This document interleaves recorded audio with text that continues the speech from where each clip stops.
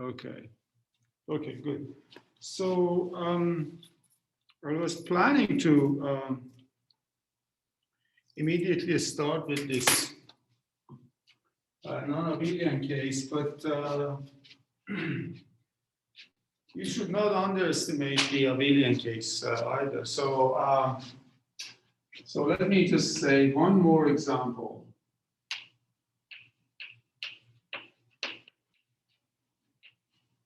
Of this Poisson summation formula.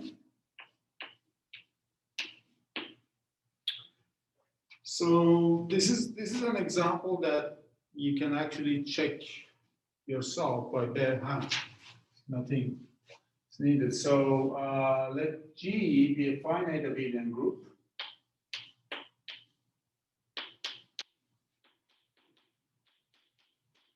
Finite abelian group.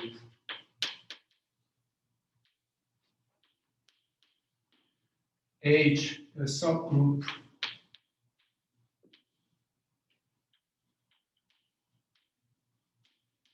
and F from G to C,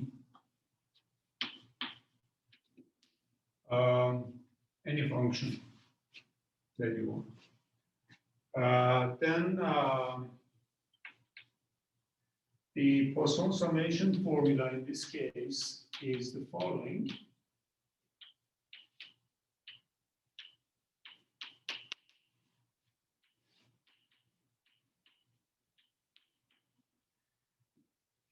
So it says that if you sum this function f over elements of this subgroup H, and you use normalized hard measure in this case, which is the counting measure, normalized counting measure, this is equal to, okay, now the right-hand side, of course, I have to take some f hat chi belonging to H star, and then I need this normalization here. So normalization is 1 over G, yeah, order of G. Okay, so where of course H star by definition was G mod H dual. So this is the set of all characters on G. So this is a character, I mean, going to U1, such that chi restricted to H is identically equal to 1, right? So this is dual in this sense. Okay. So you see the normalizations, of course, order of G, order of H star, because we are integrating over this group H star, the Fourier transform of F. But normalization is not by order of H star. You see, order of H star is order of G over H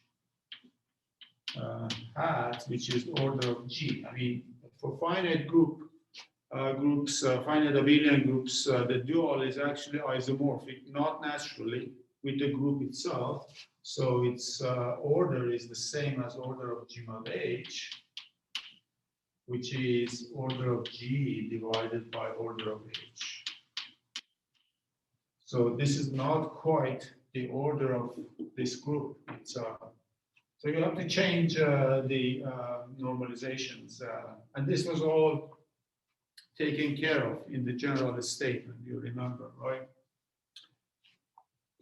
Okay, so now this is a very nice result because you can check it by hand. So here's an exercise. First of all, you want to prove this for cyclic groups. Prove it. Just write down characters of the cyclic group, and this is the equality of two interesting sums, and then you prove it. Prove it for G equal to cyclic group of order n, finite cyclic groups.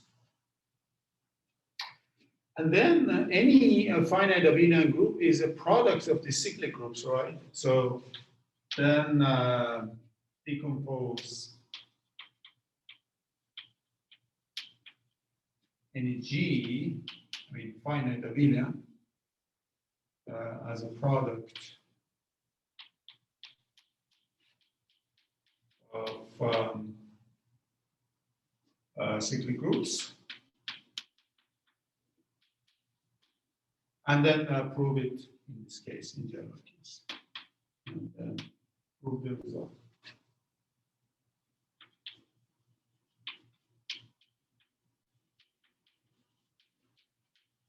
So this is I mean, this is some sort of, at least part one is kind of illuminating.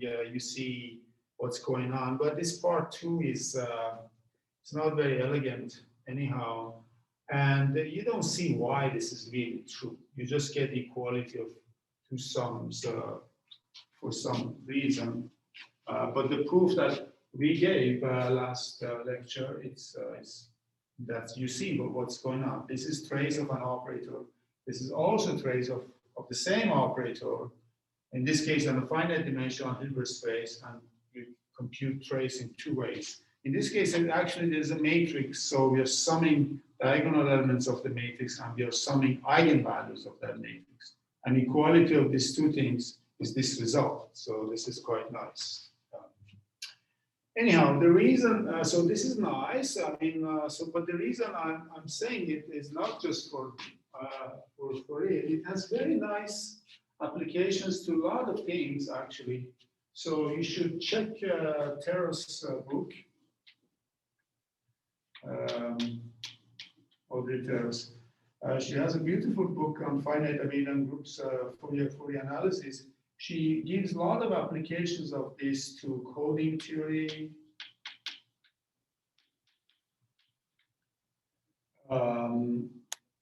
yes, to coding theory, information theory, and also there is a famous application to statistical mechanics. So this one, statistical mechanics, this one is due to McKean. But you can read it here briefly, but I have McKean's paper I can send you if you need it. So this is McKean. I mean, this is H. McKean. It's the same McKean of McKean-Singer formula, H. McKean from 1964. So where he used this, so he used the star to give a very nice proof of a very well-known duality in statistical mechanics. It's called Kramers-Wannier duality.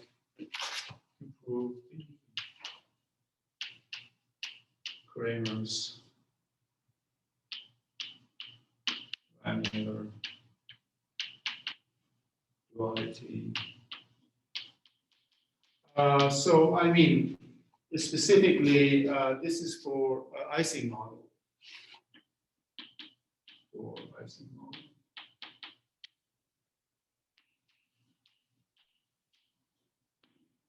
So let me just briefly indicate this, because that's kind of nice anyhow, and it shows the power of this even for finite abelian groups is very powerful. It's a duality. It's a duality statement. So this is also a duality.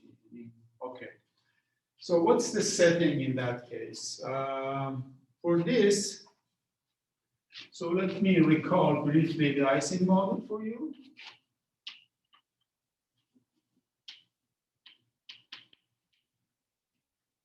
Or Ising model, actually it should be called.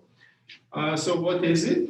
So you just take a finite subset of lattice ZD in RD.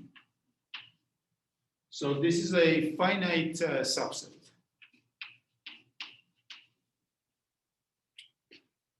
Okay, so you can take b equal to 1, for example, then you have a finite set of integers. This is, so you imagine these things are sites where some maybe atoms of a magnet are located, for example. And then let Q be the set of all maps from L to the set plus minus 1. So this we call it, that's the space of spin configurations, right? Spin configuration, spin space. Yeah. Okay, so I mean, for example, if t is equal to 1, you are over some integer points, and you can have all configurations up, for example, then you imagine these are all spin up. You can have some of them down, some up. So you can imagine, I mean, so in this model, in Ising's model, so this Ising model, by the way, this is, I think this goes back to 1921 or so, around that time. So you imagine these are magnetizations. So we call it a spin, but it's not really the quantum mechanical spin or anything. This is just, you can imagine this is somehow magnetization of atom. So different atoms can have different magnetizations at each point of time. So this is the space of all possible magnetizations. And what you do, you define some Hamiltonian or energy functional in this case. So your Hamiltonian, which is energy, the idea of energy. So we want to say if you have a certain configuration, what's the energy of that configuration? So it's a function h from Q to R, which is defined like this. So h of a configuration sigma is minus E, and there are different notations it's used here, it doesn't matter. Sum sigma x, sigma y over bonds xy, well, over bonds, and minus j sum sigma x over sides. Okay, so let me tell you what does this mean. So E is positive when we discuss ferromagnets. For ferromagnetic materials that have like piece of iron that has can have magnetic property, can be magnetized, can be demagnetized, and or there could be permanent magnets. So E positive for ferromagnets, and that's the only case that I briefly touched. So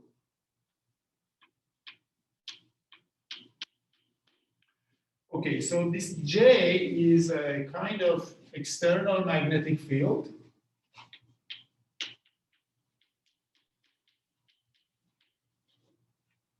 It could be up, could be down. It's I mean, could be. I mean, it's a number. It's not up and down. So J is external magnetic field.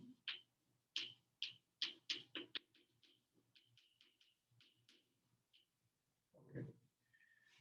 So the one idea about these things, one idea is that when the system is at equilibrium, in other words, you can define the equilibrium of the system to be the configuration, a kind of a spin configuration that minimizes this. Because we imagine if the system is going to be at equilibrium, its energy has to be minimized so that it's kind of at rest in something. If it is agitated,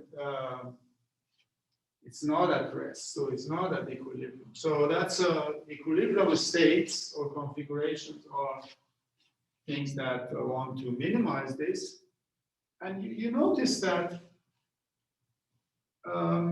in this case, so let me tell you now, so bonds means like bonds.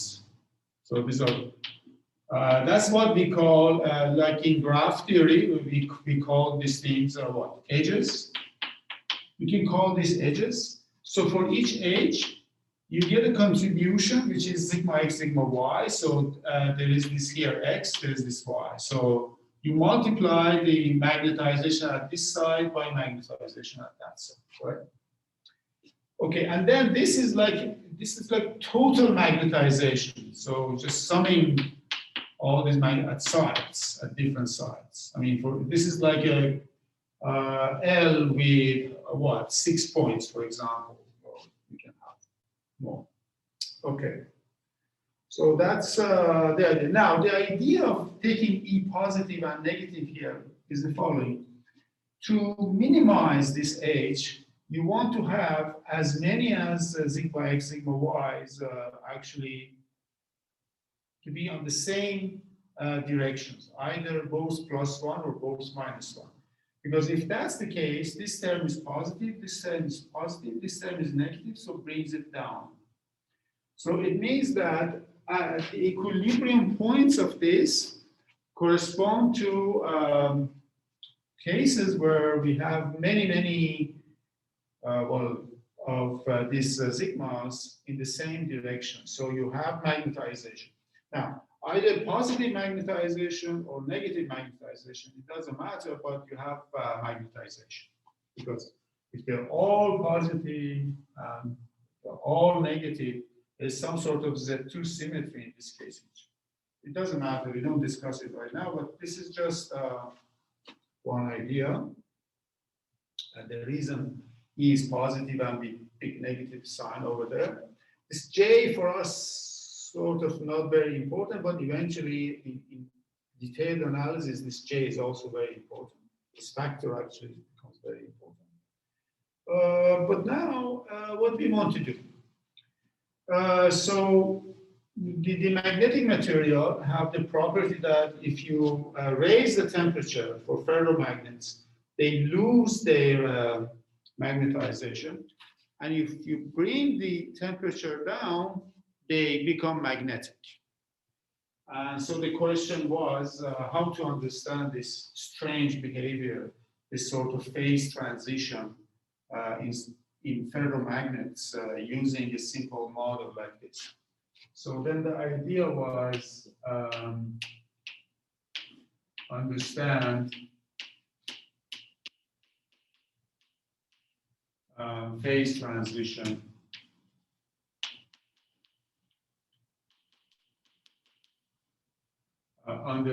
so this is magnet, non-magnet, under temperature change in ferromagnets. This is an experimental fact. This was observed and recorded in books already in 1600.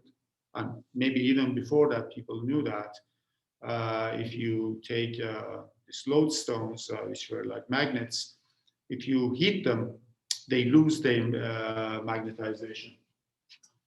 So understand phase transitions under temperature change in ferromagnets. So this is a question of statistical mechanics, and in fact, the idea is now to define some sort of probability measure. So there is this Gibbs. This Gibbs, it should be really Boltzmann and Maxwell, but let's just simplify. Gibbs probability measure.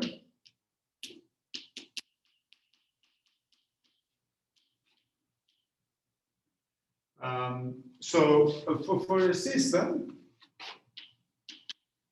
for a magnet in a thermal equilibrium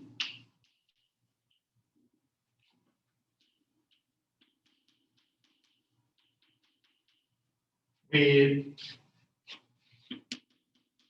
a heat mass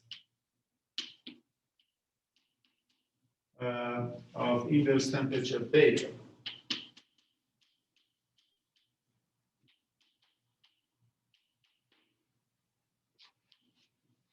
Now let me explain. First of all, this beta, we just say is inverse temperature, but it's really there is some constant, Boltzmann's constant, which doesn't matter for us. This T is absolute temperature, is in Kelvin, for example. So beta is always inverse temperature in statistical mechanics, which is related to actual temperature, absolute temperature by this formula. Now the idea is that if this magnet, you put it in some, if you surround your magnet, the magnet bar, in some heat bath. So if you keep the environment around the magnet at constant temperature, inverse temperature beta, then these sides, the statistical mechanics postulates that the sides will pick up different magnetizations. I mean, there is no way we can say whether this is,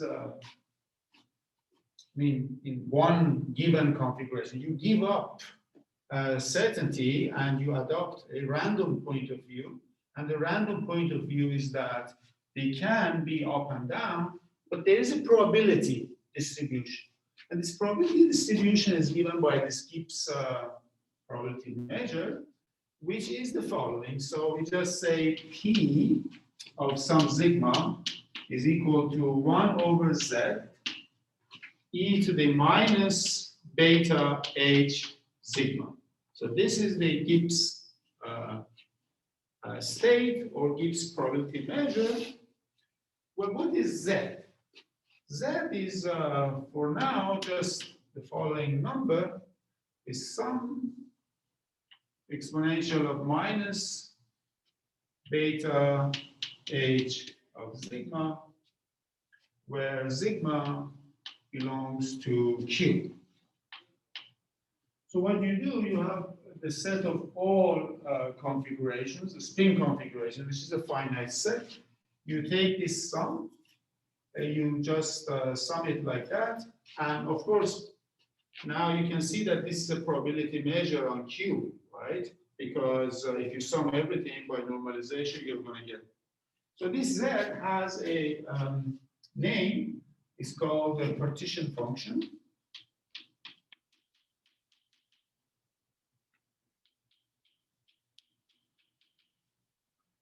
In statistical mechanics. And so right now, everything should be very strange because now the question is why this particular probability measure was chosen. So if you take that as your things, I mean, Z can be justified because it's a normalization, but why this probability measure was chosen? And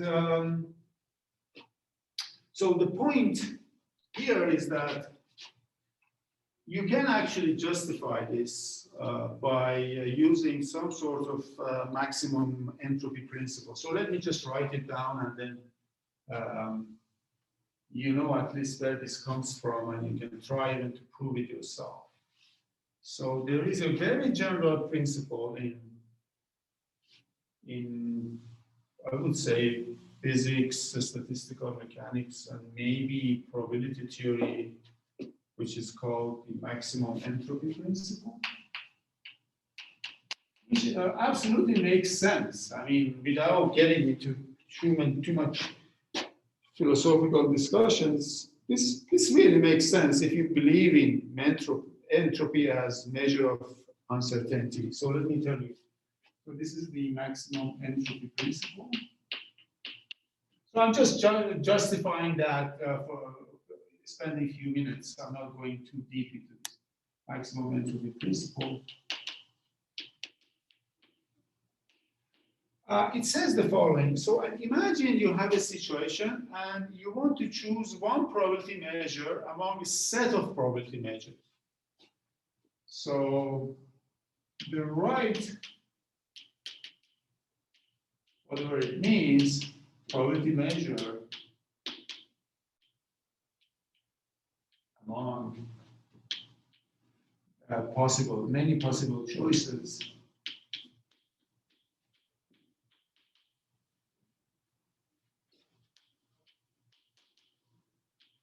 that all satisfy some constraint.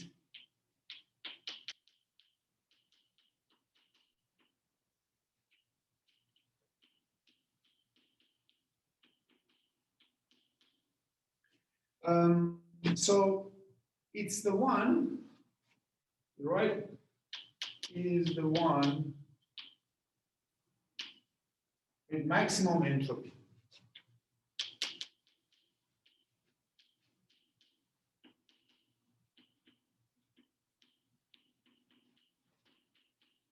So recall the entropy of a probability distribution is like this, sum minus, I mean, in this case, we are dealing with sigma, I mean, but this is very general, I would say.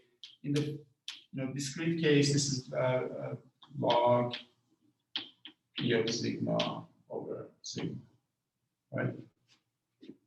So this is the entropy of this probability distribution. So you have this kind of set of all possible probability measures to choose from. You don't know which, like in this case, but there is always this entropy function to R, actually R plus, and the right one is the one that maximizes the entropy. The reason is that you already know what you want, what kind of conditions your probability should satisfy. This comes from, for example, equilibrium conditions with a heat pass, for example. You just say that the temperature of the system is constant because it's in contact with the heat pass, for example, right? So still you get lots of infinite number of probability measures whose kind of satisfy that kind of condition. But you have no right to choose anything that contains more information that you're allowed to have or more information that you're given. So this is basically saying that you have to choose a probability measure that has the maximum lack of information given the informations that you already used. So that's so if you think about it, it's a very natural principle. It's a very, very natural principle. And in this case, actually, it really delivers. So this maximum entropy principle immediately gives rise to Gibbs measure. And of course, to lots of, to Gibbs measure. In general, I worked it for the Ising case, but you can work it for classical mechanics, statistical classical mechanics, and other quantum statistical mechanics, and many other cases. Maximum entropy is a Gibbs measure. So this is kind of 5 minutes explanation of this. Okay, now, what we want to do, we want to look at phase transition. So for any questions, by the way?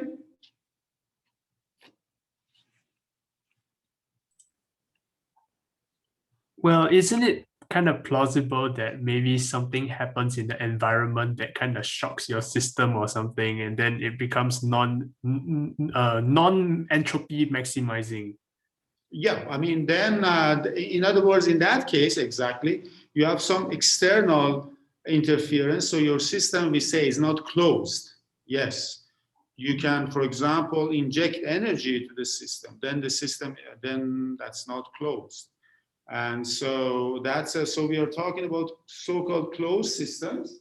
And for closed systems, this is sort of justifies this.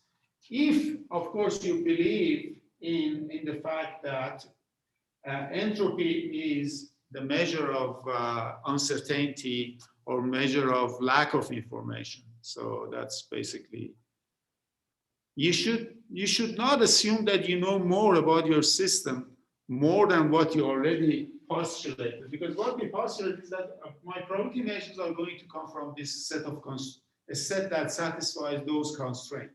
For example, fixed temperature,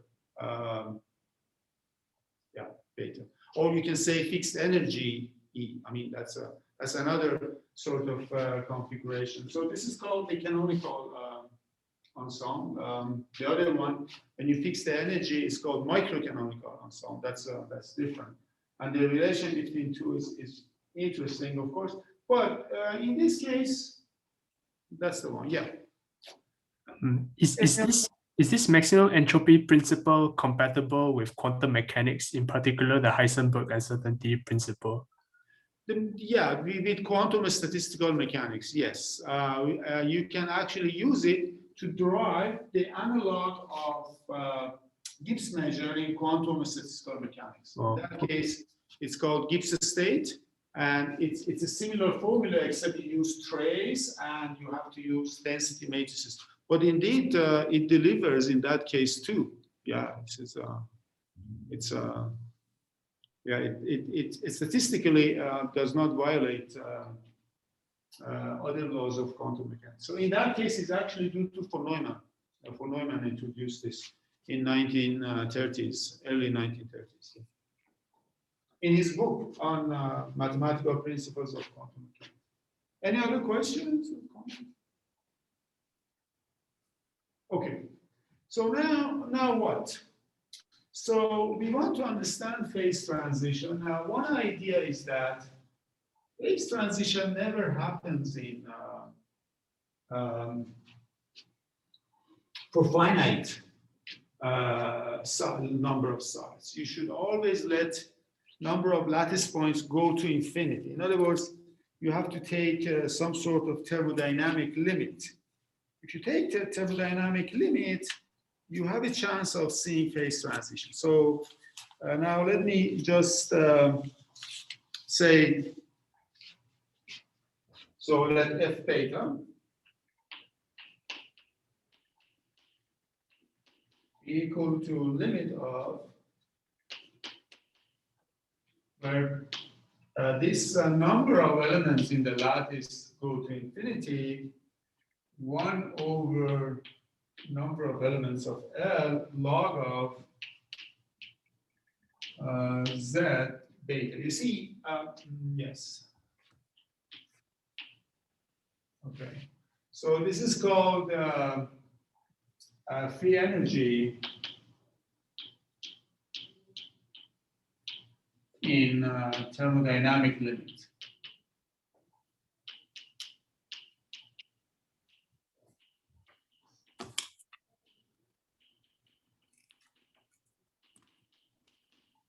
So remember, this Z, of course, depends on beta, because for each temperature, inverse temperature beta, we get a partition function. But this partition function is only over configurations that are defined using this finite number of lattice size, right? For example, imagine you have minus n to n, for example. And now you want to let n go to infinity. And you want to measure per lattice size. So you normalize this, and this log, it's a long story, it has to be there. So it's related to the idea of free energy, but this is some sort of free energy per lattice side in thermodynamic. So now one idea of phase transitions, there are many ideas, is that your system actually goes from magnet to non-magnet. These ferromagnets show phase transition at points where this function is not continuous, or its derivative is not continuous, things like that. So let me just very vaguely say that I mean, first of all, I mean, even existence of limit is a big deal. I mean, to prove this limit exists, it needs some work, and I believe this was first done by Li Yang in 1950s. But people always assume, at least for some nice configurations. I mean, it really depends also how your configurations are going to infinity. So it's quite a subtle question, but let's not discuss that. Let's imagine we have this function. So one idea of phase transition is that phase transition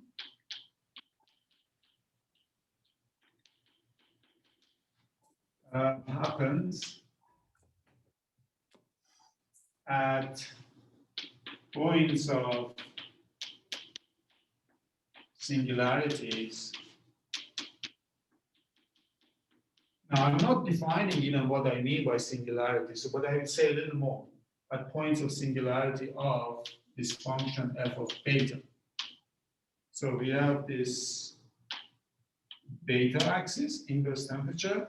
So it could be that at one point this function f of beta is usually, it's analytic actually in many places, but there is usually some jump discontinuity, or its derivative could be discontinuous. The function could be continuous itself, its derivative discontinuous.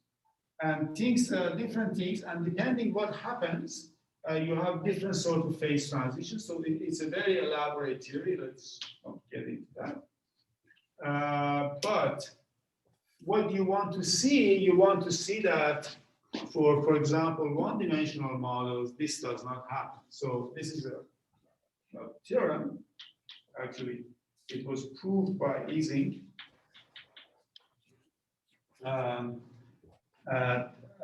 already in his thesis in 1921, that no phase transition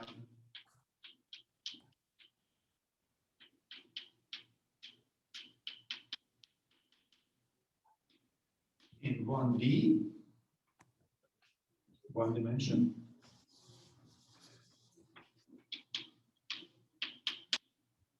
but then people proved eventually that there is a phase transition in dimensions D.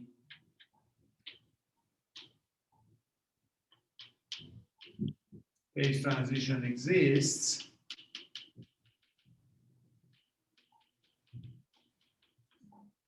in D bigger than or equal to 2.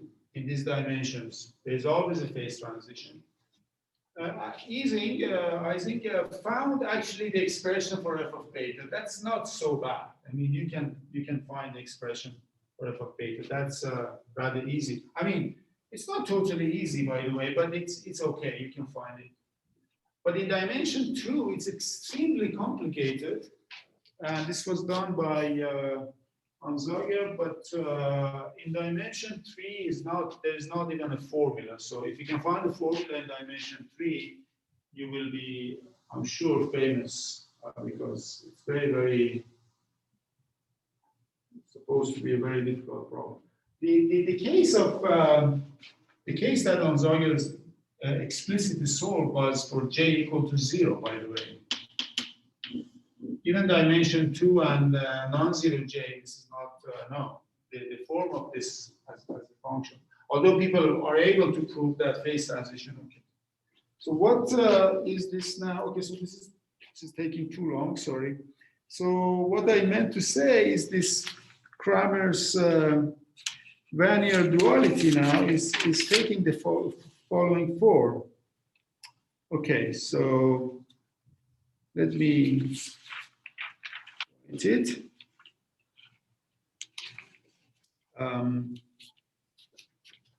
So this is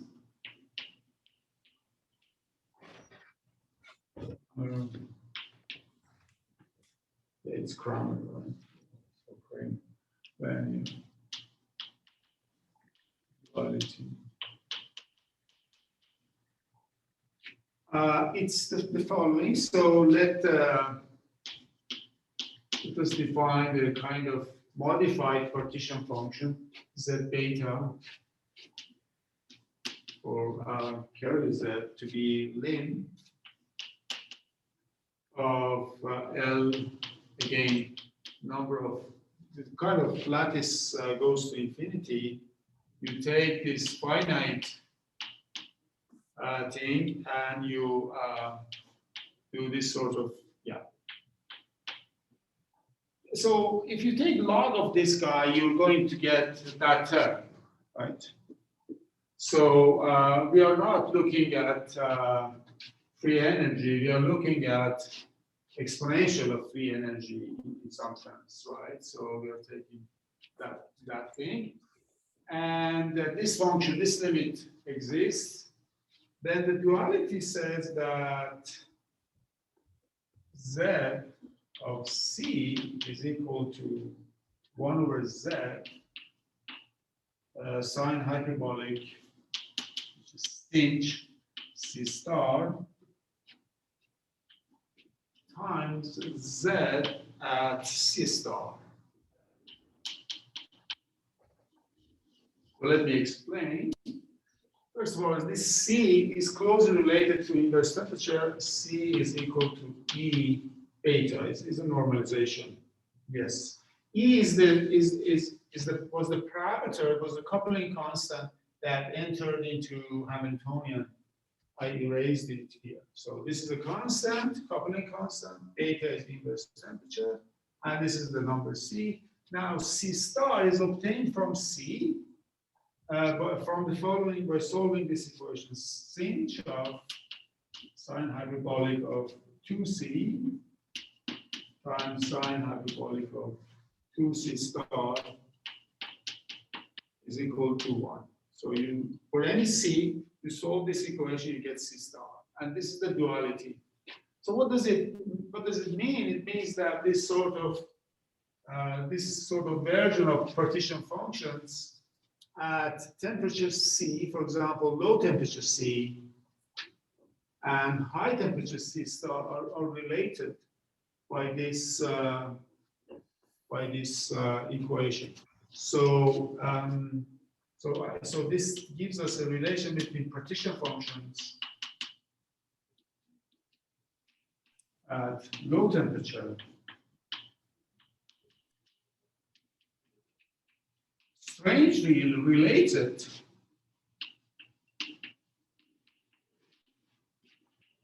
to partition function in high temperature.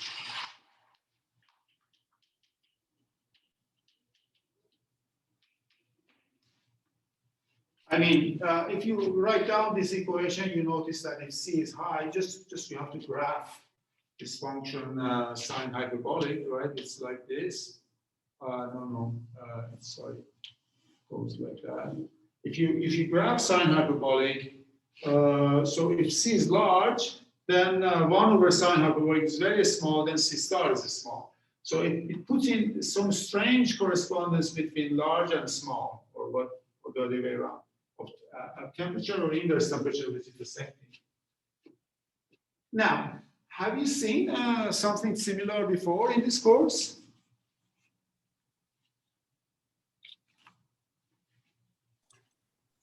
Theta functions, I think. Yes, we have this exactly for theta functions, right? So you remember we had for theta functions also exhibited a low temperature, high temperature duality. Remember, we define this function theta t equal to sum exponential of minus pi n squared t and belonging to z, right? And then we said that theta of t is equal to 1 over root t, theta of 1 over t, right? So this is like t star. And the equation was very simple in this case. So t star equal to 1. In this case, it's much more complicated. The equation you have to solve, there's a sine hyperbolic. The weight, this modular factor 1 over root c, in this case, is also very complicated. Is oh, this is half. Sorry, it's one over 2 sine hyperbolic of this C star. But the nature of the thing is of the same thing.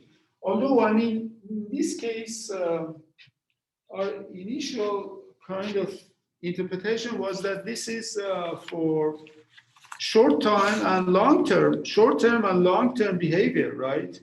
So we had short-term and long-term behavior. I mean, T was time originally, not temperature. You may complain, actually, right?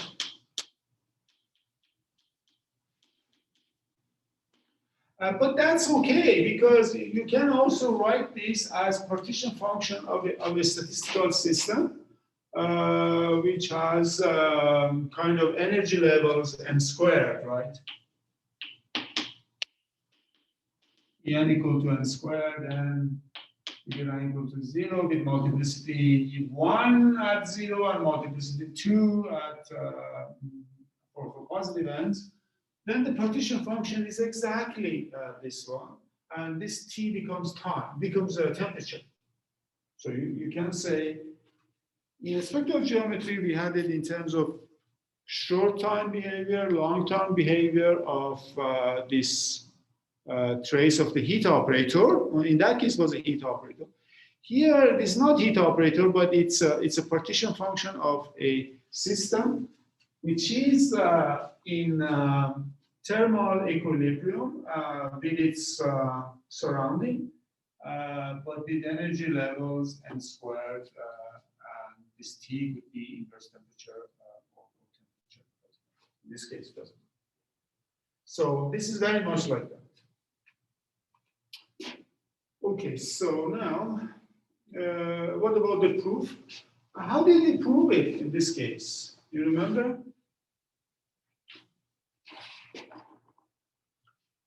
In this case, the proof actually used a Poisson summation formula, right? So we used a Poisson summation formula and then apply it to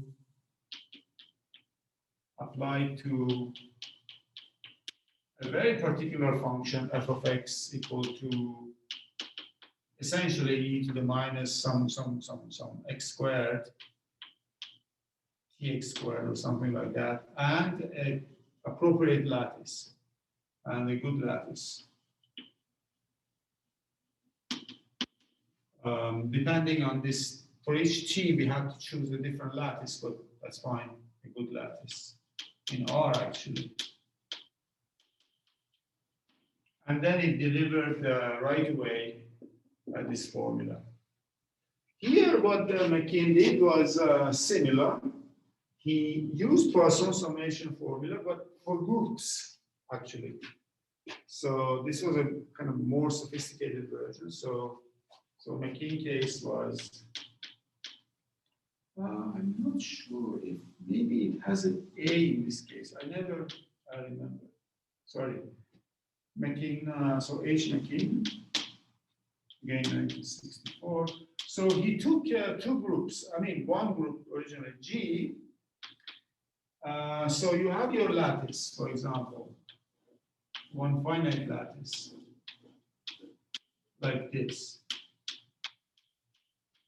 I think he had it like with periodic boundary conditions, but that's okay. Like, it doesn't matter. Okay, you have your lattice. The group G is the group of one chains in this kind of graph, in this simplicial whatever space, and with coefficients in Z2. So this is the group of one chains. So this is like a homological algebra. You just take group of one chains or topology, group of one chains with coefficients in Z2. Okay, so what is this guy? I mean, this group is basically, you have these bondings. For each bonding, you can attach a coefficient, and then you just take formal sums of all such things, right? Okay, so you just take this group. Now, the H, there is a subgroup which is, I believe, is the subgroup of cycles, group of 1 cycles.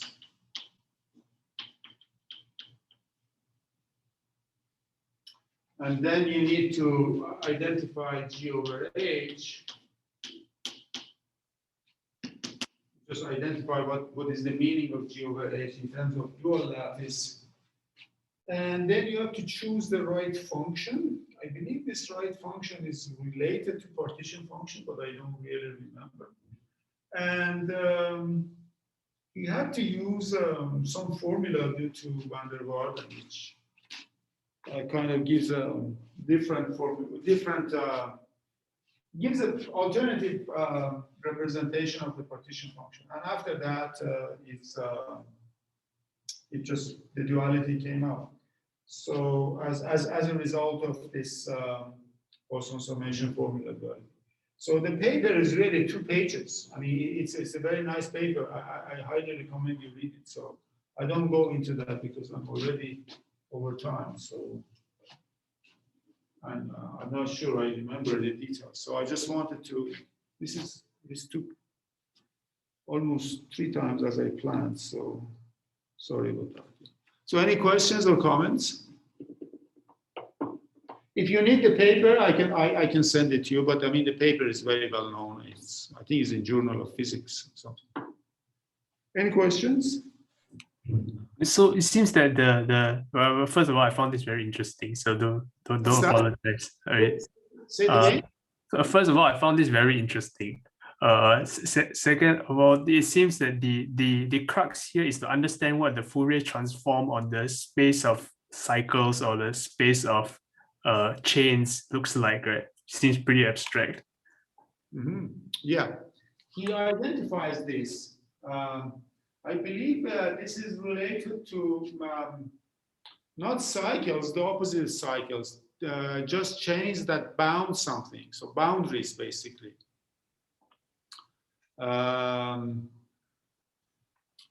Yeah, well, I don't remember, so I should not say anything exactly. So it's yeah, you can read it. Also in Terra's book you can read. It's all very well done. Yeah, I mean, but then you need a formula alternative formula for the partition function. There is a little bit of I mean, you have to write partition function in a bit different form. After that, it's straightforward. Yeah. Okay, I have the formula of van der Waals, but there's no point of recalling it now. So, yeah. So, okay, so now I believe I can now go to general trace formula if you don't have any questions. Otherwise, I'll be happy to discuss, but just preparing to write the general trace formula now, and leading to Selberg as a special case.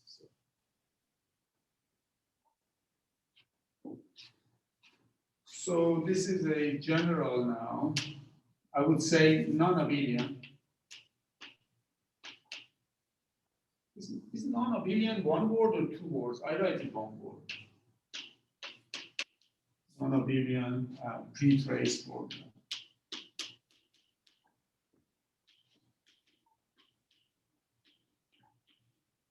So what is the situation now? So now let's imagine G. We want to go not go to most general case. So let's confine ourselves to Lie groups. With G, a Lie group.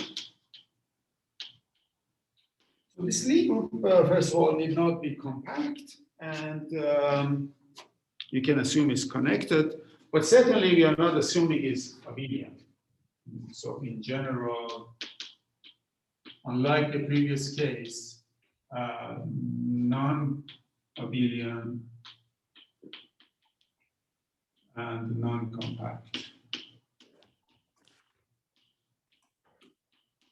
So that's so now remember in the other case we look at subgroup, but also in particular lattice. So let's take a lattice here. Let gamma subset of G be a uniform lattice.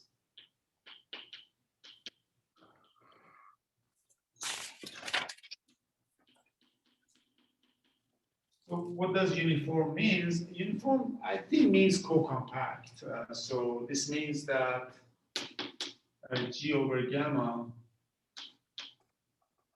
is compact. We can call it co-compact, I believe. It's co-compact. It's compact, sorry.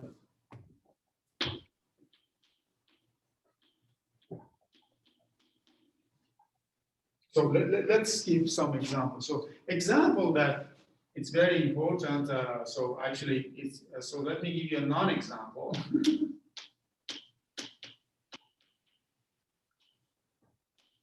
That's as important as examples. So let's look at G equal to SL2R. Non-compact, non-abelian. It's one of the most important groups. And let's consider what we did like SL2Z and gamma equal to SL2Z. Oh, by the way, I should no, sorry, I did not define this completely. So it's compact and gamma is a discrete subgroup. I'm sorry. Discreteness is important. Discrete means that every point has a neighborhood, has an open neighborhood that only contains that point from the lattice. So that's discrete. It's a discrete, but it is a subgroup. Discrete subgroup and co-compact. So you can say gamma is a co-compact discrete subgroup. Okay. That's not bad. And now here is a situation. But this guy here is not co-compact, okay? Gamma is not co-compact.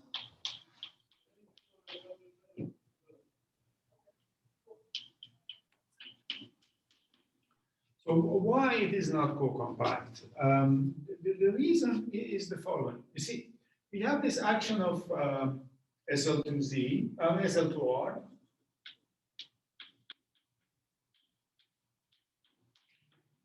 On the upper half plane, right? As we saw. Now this action, it's I believe it's easy. It's not difficult really to show that the action is transitive. So acts on H transitively.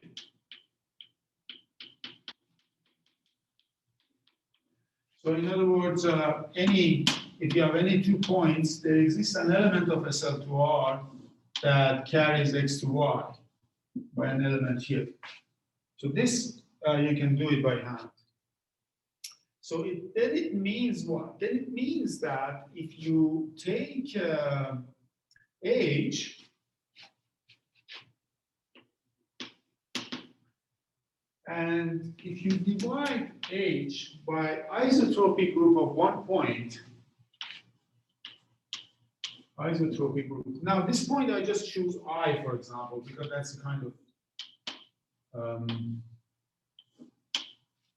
isotropy group of I. This is isomorphic to, I mean, as topological spaces, as manifolds.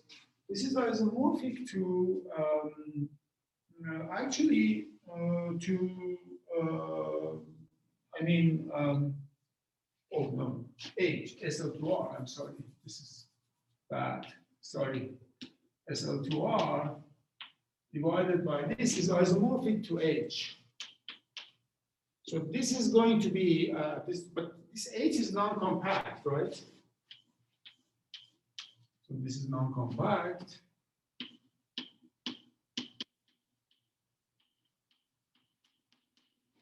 Now, what is this isotropy group of I, of this point I? So the isotropy group of I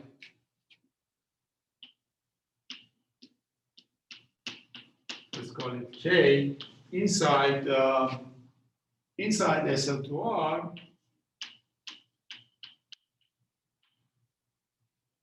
you can, now, this is not difficult. You can check that this is actually the group SO2.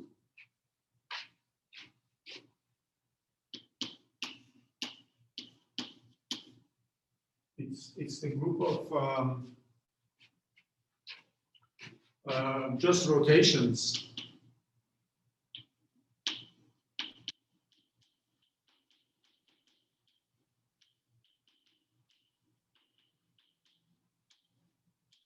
So theta belonging to R.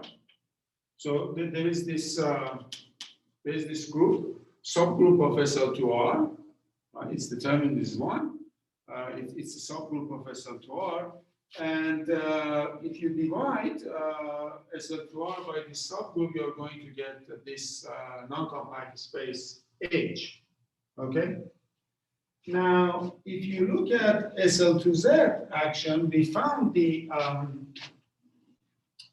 that actually we used, in one example, that actually the H divided by gamma, right? H divided by gamma is this non-compact space, right? Is equal to, so this we called it M, and this we called it modular surface, right?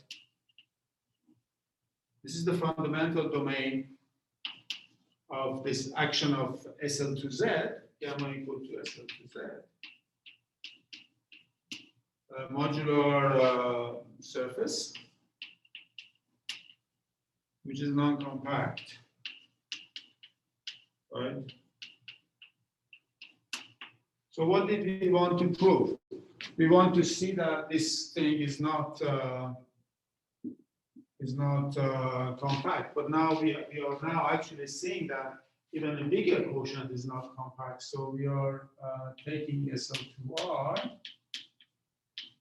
we divided it by K, and further divided on the left by gamma. This is M, essentially, modular surface non-compact. So then if you take this, of course, this is not going to be compact either. So this is a non-example, but this is a very important non-example because there are many other discrete subgroups that gives you compact quotients. Let me write now what happens in general, because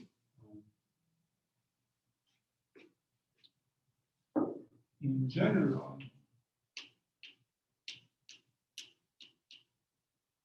the three-dimensional manifold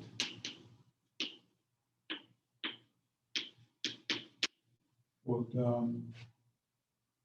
which is obtained by quotienting SL2R by this uniform lattice, is actually a unit tangent bundle of M is a two-dimensional surface with genus bigger than or equal to 2 and a metric of constant curvature -1, right?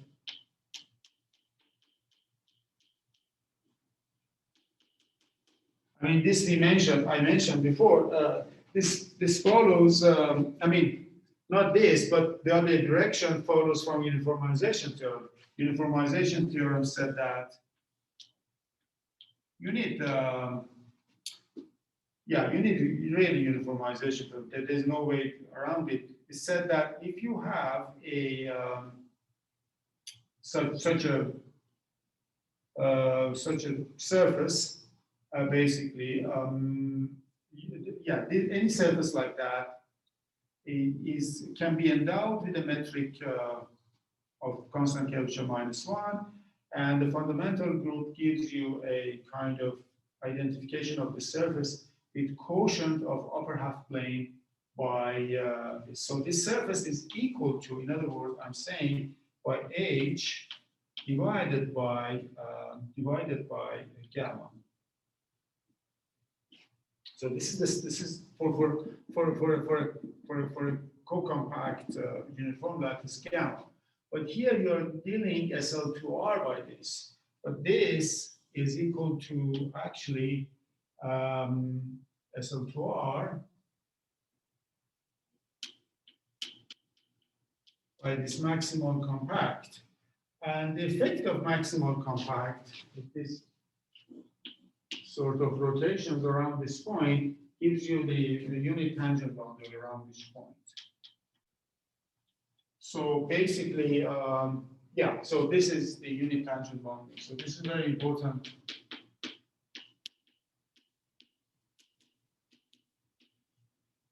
So the point is that there are many cases, like all Riemann surfaces of genus bigger than equal to 2, that can be realized as such quotients. Okay, such quotients by some uniform lattices. But not the Riemann surface itself, the unit tangent bundle of the Riemann surface. So that's important. Now, so fix one of those. Now, what is the result? So the result that I want to, this pre-trace formula is the following. Maybe I erase here too.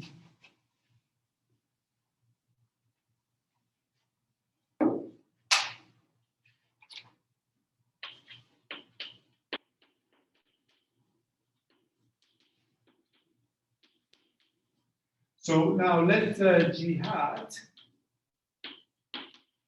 So like in the abelian case, this is the unitary dual.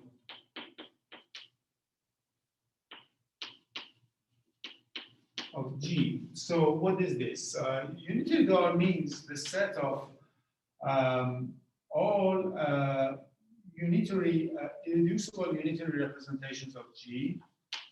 So irreducible unitary reps of G up to isomorphism, of course, up to unitary isomorphism.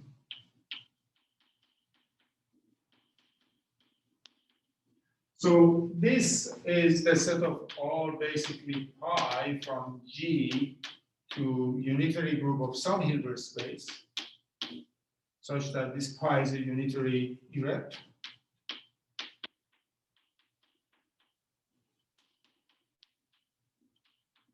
And we are dividing it by quotient, by an equivalence relation. This equivalence relation is just unitary equivalence. So you have one Hilbert space, another, if you have a unitary map between these two things, that kind of intertwines these two representations, you call them the same. That's a natural condition, right?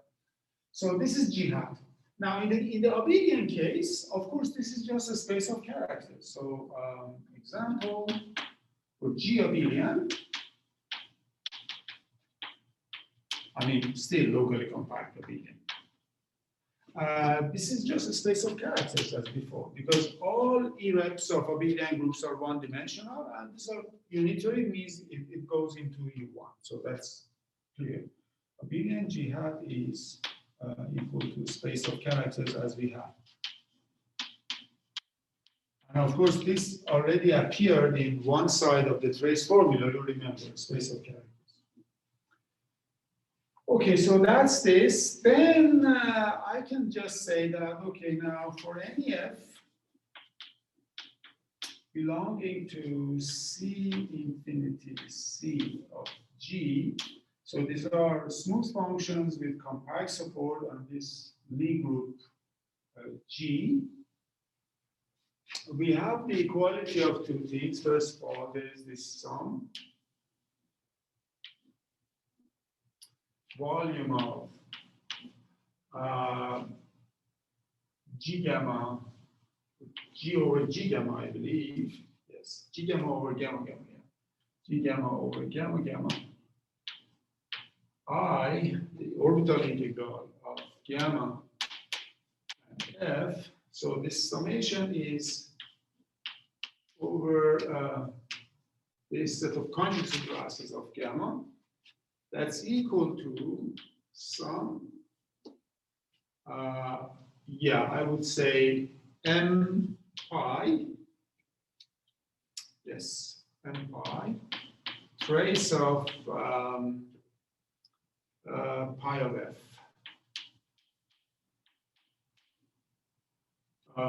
Okay, so pi belong to G hat. Okay, so now let me explain a little bit of this. So first of all, what is this? Gamma, gamma is the set of conjugacy classes of this gamma. So this is set of conjugacy classes.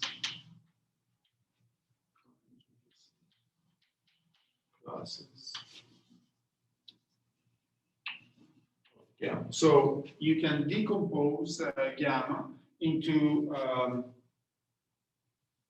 disjoint sets.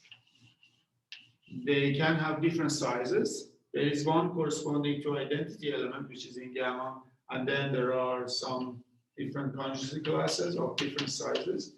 But they give you a decomposition, a partition of gamma into some subsets, and the totality of these things is a set of conjugacy classes.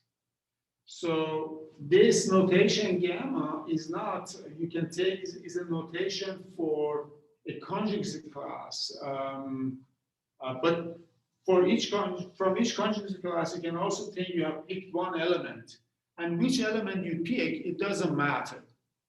Any element you want to pick, as long as it's in the same conjugacy class, this thing is defined. So now, what is this? What is that?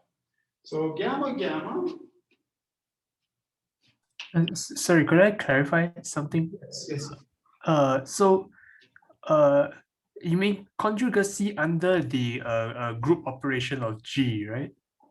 Is that what you mean? Yeah. I mean, this is a group, right? Gamma, no. I mean, gamma is a group, and then we are just thinking of its conjugate classes. Conjugate class of gamma itself. And they are not disjoint, right? They intersect at the identity element. No. They are disjoint. Conjugate classes gives you a partition of a group. Okay, I must be some elementary mix-up. Okay, yeah, I'm probably wrong. You see, if so, what is the conjugate class of an element? Is this like element X is the set of all like gamma X gamma inverse, right? So I mean, gamma belonging to gamma, right? So these things either are the same thing or they are completely disjoint. Yes. That's you can see that, right? So this is really a partition of gamma. Okay? Okay, good. So yeah, this is but then there is one element, one conjugate class, which is kind of distinguished because I mean this is the identity element, right? So the conjugate class of identity element, of course, is itself. And of course, by the way, if the group is abelian, all conjugate classes are just one element sets, and they correspond to elements of the group then. In the abelian case, the set of conjugate classes and the set of elements of the group are the same. But in the non-abelian case, I mean, think about, for example, the symmetric group on L elements, conjugate classes. You learn in group theory. Right. So now, what is this gamma? That's the centralizer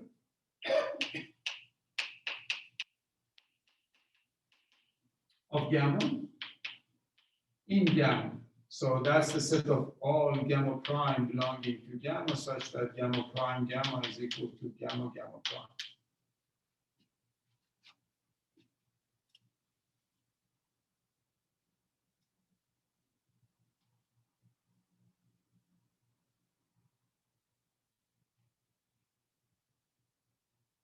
Yeah. And same with G gamma is the centralizer of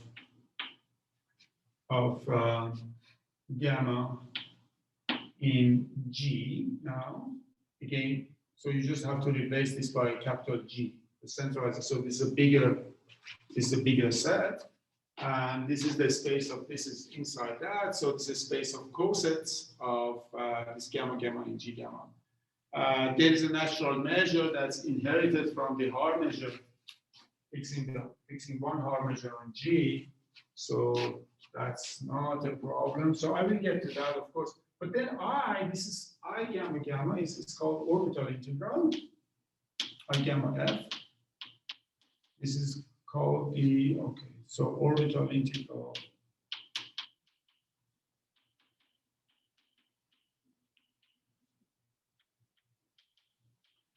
So this is integration of, all right, so this is the integral of f of, yes, x inverse gamma x dx over this quotient space G over G gamma. So in the abelian case, these things existed, but because of commutativity, lots of things actually simplified and were washed out. You couldn't see anything, and the terms became extremely simple on the left-hand side. On the right-hand side, also, things were not so bad. I mean, it was quite similar to this, but this is not so bad anyhow in this case. So let me explain the right-hand side, and let me explain what does this mean now. And what is the idea of proof? Okay, so now the idea of proof is like before.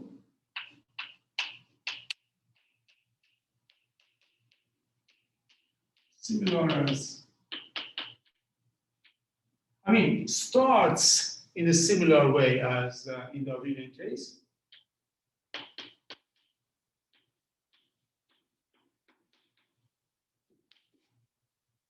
So what we do, I mean, this F, we define this operator RF from L2 of G mod H, I mean G mod gamma, sorry. Do I put on the left? I believe so, yes. To L2 of G mod gamma.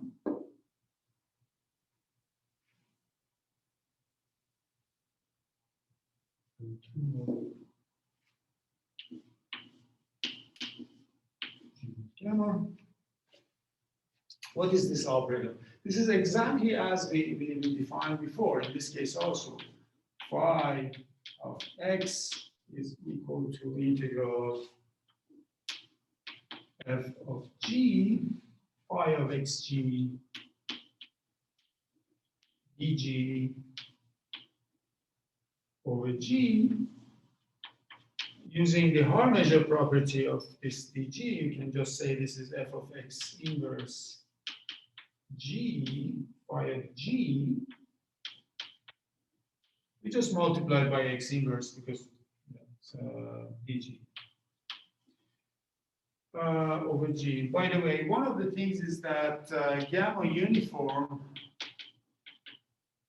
implies that actually this Lie group G is unimodular. I mean, this is something you can prove. G is unimodular.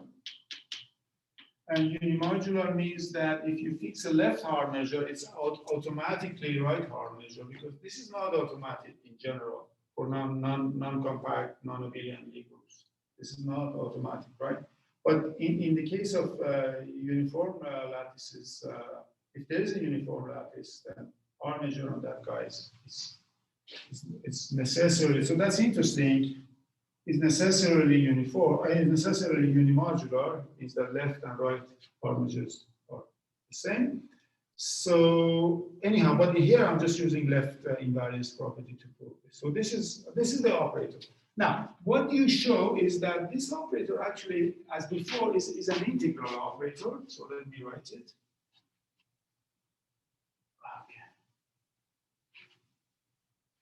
Okay. And show that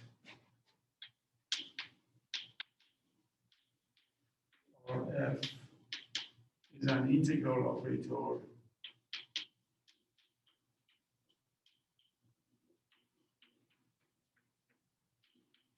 with the kernel, with the smooth kernel actually.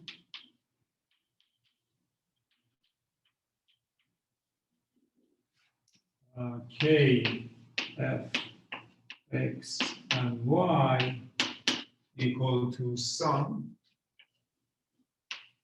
F of X inverse gamma X gamma belonging to. So this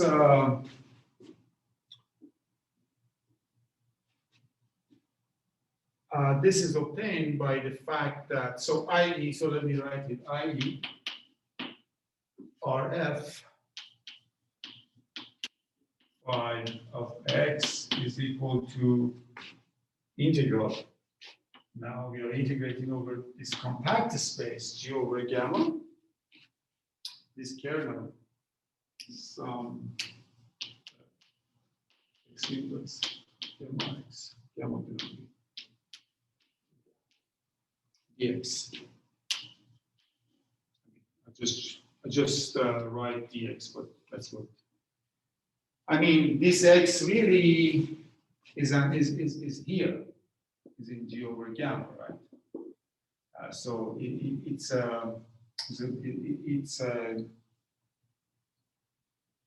a coset, but this definition is independent of choice of coset, and this is a gamma periodic function like this, because we are integrating over G, and then so descends to G over gamma. So this is like the abelian case.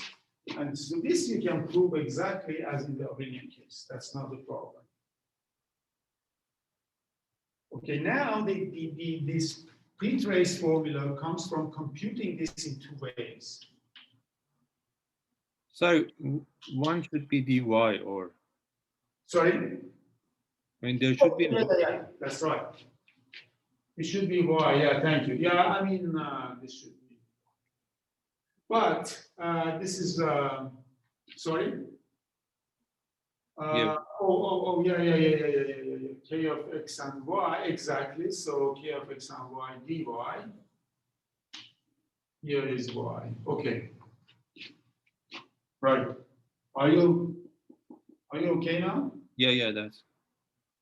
Good. So there should be a phi on the right-hand side, right? In the integral somewhere. Oh, yes. Yes. Yes. This is basically Kf of x and y, phi of y. I'm going too fast.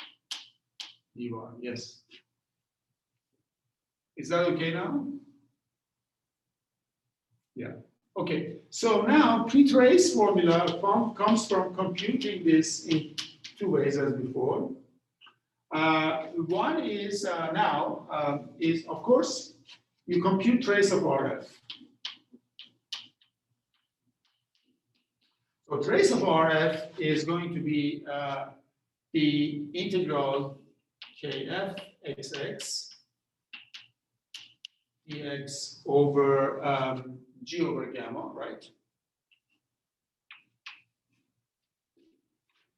So this is integral. Now this, if you put x equal to y, you're going to get f of x inverse gamma x dx. Oh, there's a summation, sorry. Gamma in gamma, f of x inverse gamma x dx over G over gamma. Now you see what's going on. You see, because the group is not abelian, you cannot push this back gamma and then you say that, well, this is just a summation of f of gamma, gamma belonging to gamma, and this is your lattice sum. So this would be left-hand side of the trace formula times volume of this thing, and that's or the order of that group, and that would be easy, right? So, but here we don't have that luxury. So instead, that's why you have to decompose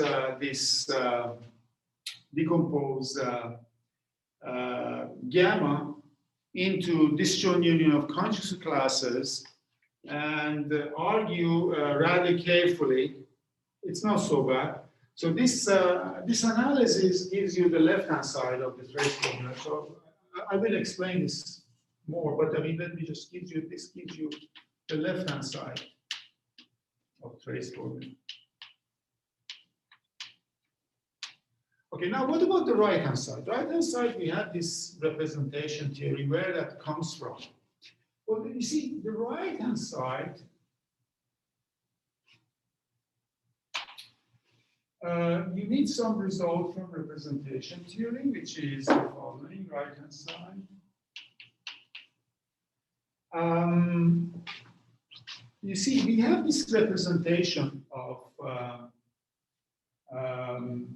we have this left regular representation, essentially. I mean,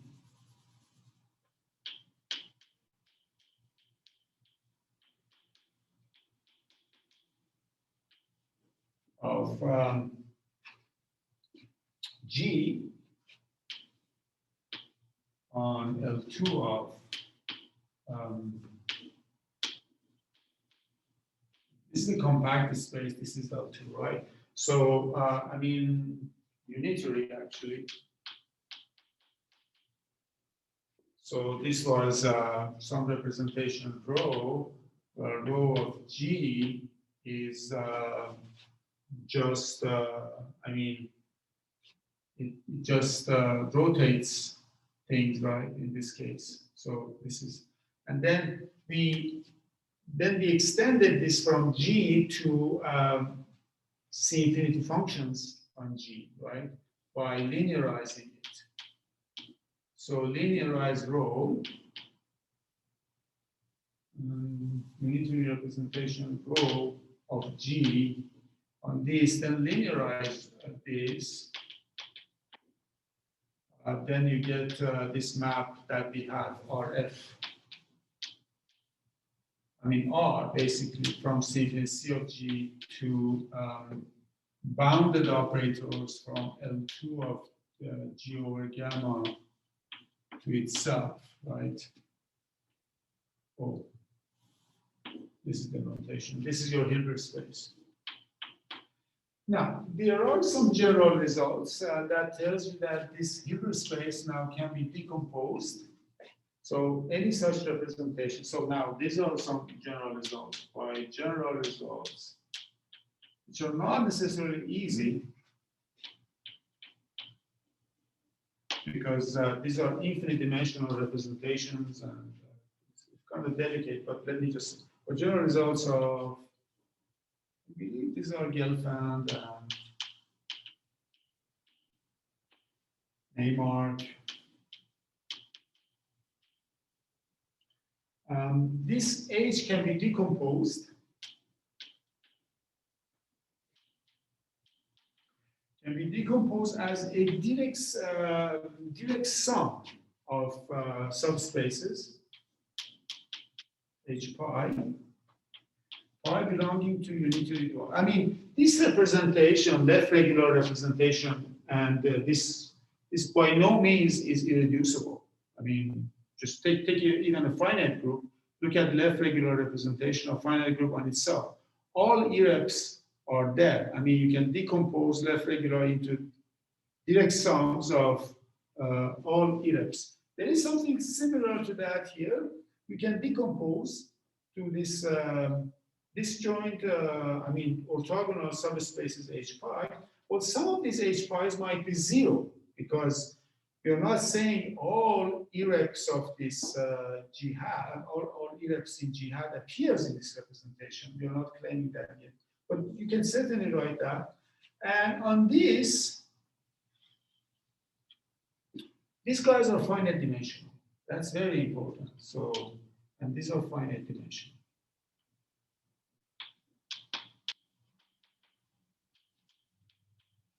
So sorry, I'm going over time. Or finite dimensional, I mean, this comes from the fact that G mod gamma is compact, I believe. Because in general, there is no reason to be able to decompose into these finite dimensional things, certainly. and then you can compute the trace. So then trace of RF. So it's some M pi, then trace of RF restricted to H pi. I mean, this M pi is the multiplicity of the, because several of them might appear, like in the left regular position finite groups, you know, each era appears as many times as its dimension, right? So this is the multiplicity function. This is the trace of restriction of your representation to this subspace, and that's just the trace. That's the usual trace. Okay, so this is an infinite sum, which is convergent and is given. So that's the right-hand side. Now, this you have to think about it in the abelian case. What happens in the abelian case? So in the abelian case, this is a replacement of sums of eigenvalues. This is replacement of a spectral summation, but spectral theory, it's in this case, is by restriction to this. Anyhow, so this is over time. So there are some good references. There is a paper I highly recommend by Lapid. There are many references, but this paper by Lapid is very good. I mostly following that. And then there are books by Terrace. There are also some nice books on trace formulas in general and its applications to number theory. I believe by Gelbart and a lot of, but those books have other components like applications to number theory in mind. There are also books that they use trace formulas for things in quantum field theory and physics. I don't remember, but there are many. If you send me email, this will prompt me to think and well, send. But this paper of Lapid, I highly recommend. So sorry about this. It took some time. So let me finish the video, and then if you have questions.